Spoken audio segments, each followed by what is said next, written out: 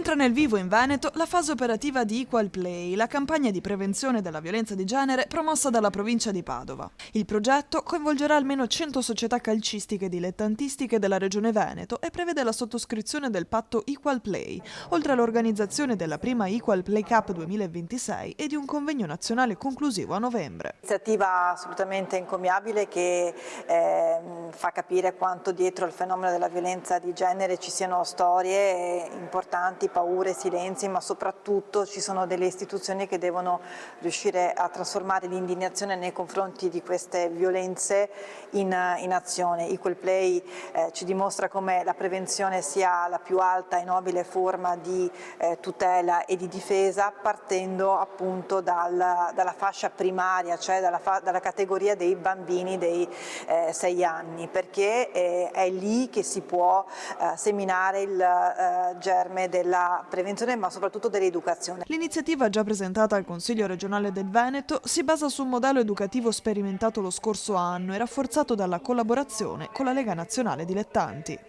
Ma in sostanza spero nel mio piccolo di dare visibilità a questa iniziativa che ritengo molto valida. Da sportiva sento un po' il dovere e l'onore di metterci la faccia in occasioni come queste che sono fondamentali per veicolare dei valori sociali. Lo sportivo per me appunto non deve limitarsi al campo da gioco, ma è dare l'esempio anche nella vita, e quindi ecco che è molto importante per me essere qui oggi e partecipare a iniziative di questo genere. Dopo la formazione degli operatori avviata nel 2025, il progetto si rivolge a bambini tra i 6 e i 10 anni e ai giovani calciatori delle categorie superiori, con un calendario di attività esteso per tutto il 2026.